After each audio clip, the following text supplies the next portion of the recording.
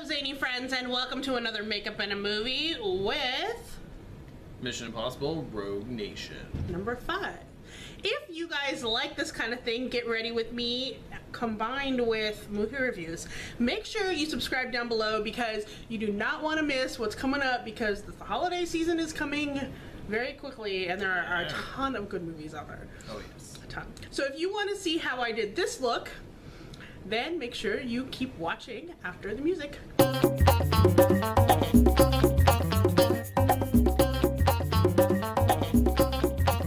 for my look today for the Mission Impossible face thing happening, I'm going to be doing a makeup look based on this picture.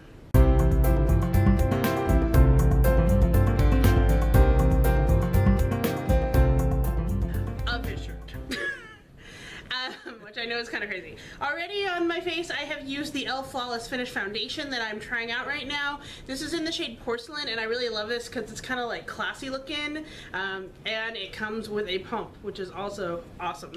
And then for review, I got this like literally 5 minutes ago, and I decided I was going to use it out today. This is the Zose brush set, and it looks like this.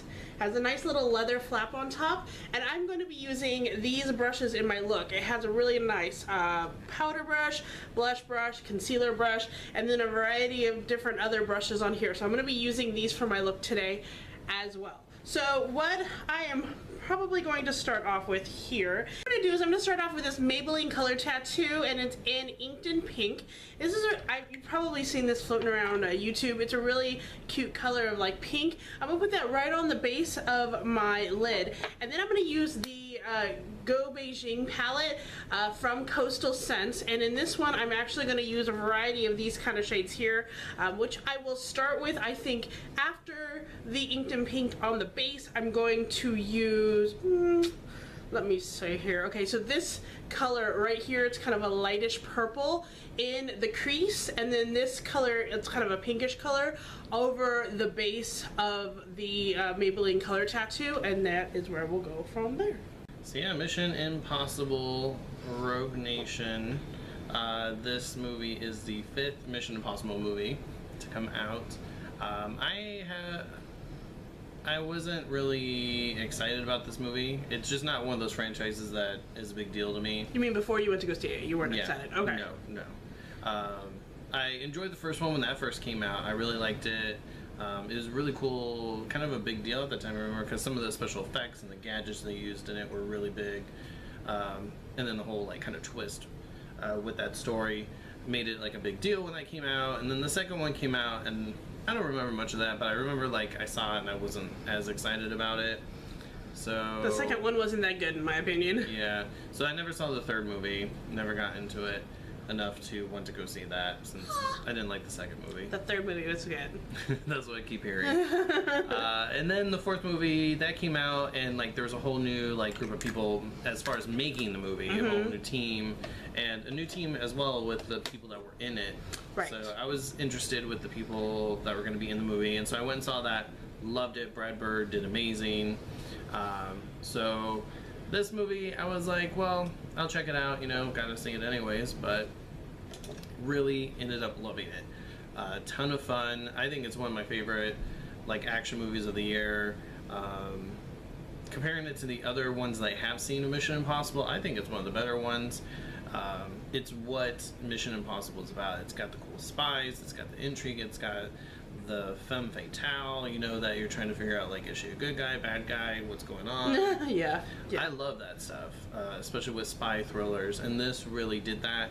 And then the action sequences, you know, one after another, just kept one-upping each other with the excitement and anxiety-inducing craziness that was happening in each of these scenes. They just kept getting bigger and bigger and bigger, all the way to the end, and even the ending was fantastic. Especially because you're always like, how are they going to pull this off? Yeah. You know, it's impossible, obviously, but how are they going to pull this off? Exactly. Yeah, each little thing is like, that's impossible to do, and they are almost on that brink of impossible, and they make it through, and it's so fun each time. I had to, like, after I saw the movie, and went back home, I had to go look and watch the title sequence again. I was like, someone has it on YouTube or something somewhere, because I even love that, like the music, the Mission Impossible theme with like the title sequence where it's like showing clips of the movie, and then like, I don't know, I like that kind of stuff. I love I see what you're saying. Yeah, that was kind of cool. Music scores and stuff like that. So that kind of stuff, always, I love that in movies. Cool. What would you like about the... Well, okay, so let me give you my background on Mission Impossible. My parents actually used to watch the original Mission Impossible when I was growing up, so I very distinctly remember watching it, and like in between the commercials, like the little the fire thing. So I remember watching this on Saturdays. I think was when we watched it. So I already, when the first Mission Impossible movie came out, I was ecstatic, and I loved it because the twists and the things that they were doing in this movie were pretty crazy, actually. But then the second one, like I said, I didn't like very much. I liked the third one a lot. The fourth one, I believe, really brought it back around to what I loved about the first one, but this one, I believe, was probably my favorite, except for one. I think 1 and 5 are kind of like on the same level for me, I guess. You know, fun fact, they, you know, like you said, they're bringing more people into the movie franchise as a whole, but Ving Rhames, I think is his name, he and Tom Cruise are the only ones who have been in all 5 movies. And he's really funny, he's really great, but I love that they brought Simon Pegg into this whole franchise. I think that's really awesome. Yeah, he's perfect for his role. Well, there's like that kind of comedic relief, but also that character that he is of like the hackery kind of guy. Yeah. Exactly. Okay, so what I'm going to do next is I'm going to put this color right here. I'm going to kind of use that like maybe a little bit in the outer V, but I really want to kind of provide some more definition, so I'm going to kind of use it into my crease a little bit more. And then just to kind of smoke it out, I'm going to use this really dark purple here with this pencil brush that they included in the set and put it underneath my eyes. Now I'm going to tell you what I feel right now about these brushes. I like them. They're a little fluffier than I don't know, like this one's kind of dense, but like as a whole they're so fluffy I feel like I'm not getting enough product off the brush onto my face, but as it goes on they blend really well. So I don't know, I'm kind of hit or miss about these brushes so far. I'll keep you posted. Okay, so the big thing with Mission Impossible 2, with both like the old TV series and the movies, is the gadgets and stuff in them are always really cool, cutting edge, probably not even real, but could possibly be real someday. And I thought that was really cool. They had like contact lenses that were also cameras. That was cool. Seeing what was going on, and stuff like that. And on the cars, you could just put your hand on the window, and then that's like it would unlock it. I always thought that stuff was cool. That's one of those things about the Mission Impossible movies that are always really fun, at least to me. Everything was good in it. The actors were great. I'm not a big fan of Tom Cruise as a person. He's kind of strange. But he pulled off a lot of these stunts like on his own. A lot of it was him and not a stuntman. Even the driving scenes, I believe, were him as well. Yeah, the car chases. There's like a regular car chase, and then there's a motorcycle chase. Oh yeah, that was pretty. Like, I don't think I've ever intense. seen any kind of chase like that in a movie ever. Now, a thing too that I always think about when I see a movie is when you have, I'm kind of going back to the title sequence thing that I was talking about earlier, when you have the credits at the beginning of the movie and it has some like really upbeat, kind of like a chase scene kind of music going on, you better come with a good chase scene in the movie. And this movie does it a few times. Sure. Each time is great. I'm gonna just also go in here with this little pink color right here. I'm just gonna put that in my brow bone. I'm not sure how much I like yet. I might try to put in a little bit of this really dark color in the side parts of my eyes too. I'm trying to make it a little more darker and smoky. So we're gonna play around with that a little bit too. So the costumes were interesting because like she's basing this one off of a interesting choice for his shirt, Yeah. which was funny because Simon Pegg, like, he had a shirt with a fox on it that I was laughing about through a lot of the movie. I thought that was awesome. But then Tom Cruise is wearing this shirt that's like semi-psychedelic and like snake skin. Yeah, it was weird. Yeah, it seemed like it was stuff they just picked up at, because it's in Morocco, right? It was in Casablanca, Morocco. Yeah. So it seemed like something they just like picked off a shelf real quick at a like little market store, and that's what they used. I think they were saying something about how the decisions that they made for this movie, such as that the good guys drove BMWs and the bad guys drove Audis and Mercedes in the movie, was kind of funny to me. And that Tom Cruise did pretty much all his own driving because the guy who was in charge of the stunts said he was the best driver they had, which is funny to me. Like, you, in all of Hollywood, you can't find a lot of stunt drivers, or is he just that good? That's my question. I don't know. Maybe they were just like, oh, we're paying him so much, might as well let him do that too. Yeah. It's one less stunt driver we gotta pay for. The female lead was actually almost played by Jessica Chastain.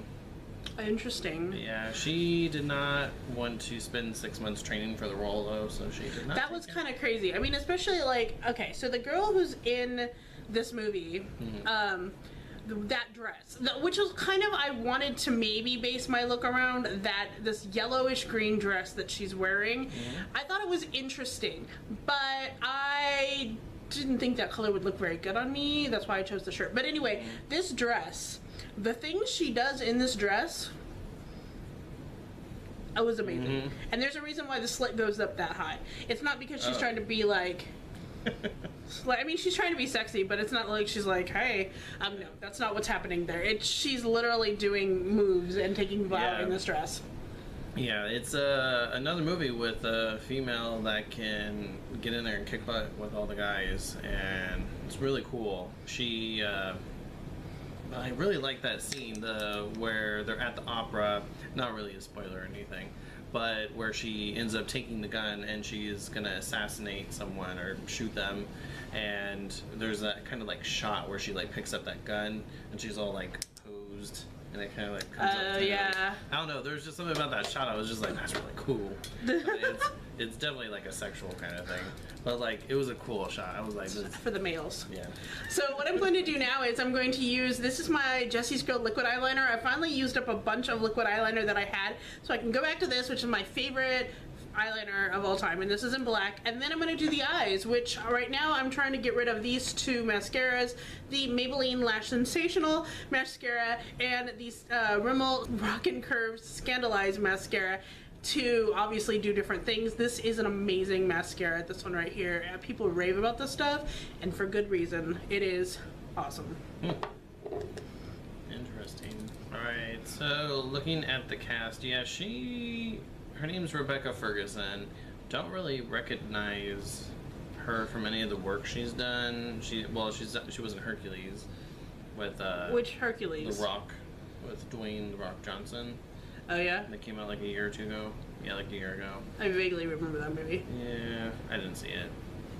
But yeah, a lot of her stuff is like made for TV movies and TV series. So yeah, she's fairly new. But she did a good job. I mean, yeah. She's very like Bond villain-esque in a way, even though you know, I'm not giving anything away which side she lands on there, but she's very like that, but I think more personable. Yeah, yeah. There's definitely a lot going on with her, and she did that really well. Well, so another thing that happened in the movie, they went to Casablanca, which I thought was really cool. Because that's one of your favorite movies, right? Well, yeah, the movie Casablanca is. That was really cool. They went there, and the huge deal there was that they were trying to steal a record, right? It was like files. It was like a hard drive. It was a hard drive, yeah. Of some sort. Or, yeah, they were trying to get that, and of course, it's locked in like a vault kind of thing that happens to be underwater. Keeps it cool. Yeah. And also easier to not steal that, because... Yeah. And I thought that was like incredible. Like, first, like, obviously, you know, in some caper movies, you're gonna have them like have to break into something, but this is a safe that they're breaking into, but just not your normal safe, one that you have to go underwater, and yeah, exactly. Crazy. that. Well, actually, no. What they were they were changing the hard drive for another person on their team to go and get into a computer. Oh, that's right. So that they could make a copy. Yeah. For Benji, so he could get in. They had to change the profile for him to get through like all the security checks. That's what they were trying to do. But yeah, like just level and level and level of all this crazy stuff they have to do just to do one thing. I gotta say, I'm doing kind of a bad job right now on Mission Impossible because, like, okay, already, I feel like my mascara is kind of all over the place. I'm so sorry. I'm just gonna keep going with that, okay? Okay. You've been in a fight? Yeah. Is this makeup Mission Impossible? I mean, here's the problem with doing this one, right? Okay. The problem is there's a lot of things that happen in this movie which we just can't give away. So I feel like that's why it's kind of hard to talk about it, because we don't want to have spoilers. Yeah. And it is a lot better to go in not really knowing what's going to happen. Yes. But I will say that as far as like the movie as a whole goes, if you're looking for a good representation of like a lot of the old gags that they do in the original Mission Impossible, you will not be disappointed. There's a lot of throwbacks and things that happen that definitely call attention to the first movie, I would say. Yeah, definitely. Something I just found out here is that beginning sequence, well, the sequence at the beginning of the movie involving the airplane and Ethan Hunt hanging off the side of it. Yes. Which most people have seen like in the trailer and see even on the movie poster. That whole thing took 10 days to film. Just that? Well, he didn't do it himself. Tom Cruise did do that with himself. He was no stunt guys. He actually did it. So that makes sense. You know, they have to take a lot of extra precautions because he's the big name celebrity to get him to do that. But I'm sure that took a little while. I'm sure it did. No, guys, we're kind of lagging. I'm not gonna lie. Okay, so let's talk about maybe other movies that we're kind of excited about going to go see. Oh yeah, there's a lot this week that I want to go see. Vacation. Comedy. Kind of, sequel. Seems like it's more of a sequel to the first movie, though. Right. So, yeah, that looks funny. Everyone in it looks funny. I want to see Fantastic Four to see how bad it probably is. But I think you won't be disappointed if you're going in wondering how bad it is. Yeah. I just read this article about Fantastic Four where nobody on the set got along and the director kind of disapproved of two of the casting choices. Oh. And honestly, I agree with him because I disapprove of those casting choices a lot. But I'm not going to tell you what it is. The director had a lot of issues during the whole making of the movie. He got like canned partway through. Oh my. Yeah, someone else had to take over. Like he had drama going. See, this could take up a whole video talking about Fantastic Four. Let's just not. Okay, so we're gonna like let's let it go. Okay, I'm doing this is the last thing I have. My lip look. It's Lust for Blush in the Maybelline matte lipsticks, which is pretty much my favorite of the matte from Maybelline. I love it so much, and I think it's amazing. Nice. So, what I thought of real quick is spy movies. What is your favorite spy movie ever that you can Ocean's 11. That was a fun Ocean's 11 trilogy is my favorite spy movies of all time. I've never seen the other ones. I've just seen the first one, yeah. I've only seen Ocean's 11. I saw that my senior year of high school when I lived in Vegas. And it was funny because me and my friends went to go see it on our senior ditch day. We went down the street and saw that in the theaters. And then after we left, we're like, let's go rob a casino. Like, you just got so excited about it, and it was so weird. I think the second one is, it's a little but it's awesome because the people who are in it, it's the same people. The third one is actually really good too. I still always love the first one, but the trilogy on the whole, just the cast and the ensemble is really, it's what I love about spy movies and movies with twists. I love that. And what I kind of think Mission Impossible is like that. Last night we just saw, I've seen it before, but he hadn't. We saw Duplicity, which reminds me a lot of those types of movies as well, where it's like you think it's gonna go a certain way, and then you're kind of like, oh. So if you haven't watched Duplicity, you should. Like, it has Julia Roberts and Clive Owen, and it's a really funny movie. That was a lot of fun. Yeah. My favorite is probably True Lies. Oh, that's a good one That's so too. fun. Yeah, that is a good one. Yeah. Yeah. So anyway, this is the look that I have based on this. It's very toned down. I mean, if you've seen the picture of his shirt is loud and crazy. This is more toned down, more smoky. I really do like the way it turned out. I don't know how I feel about these brushes though, so if you want to know more about it, you probably should look at my blog because I'll probably do a blog post. But other than that, they are a good set. I was able to use every single one of these in my look, and I didn't need any other brushes, so I think it's pretty complete, which is awesome.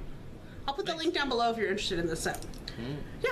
So anyway, that is our Makeup in a Movie for Mission Impossible 5 Rogue Nation. Rogue Nation. So thank you so much for watching, and until next time, keep calm. See you, Zainey. Bye.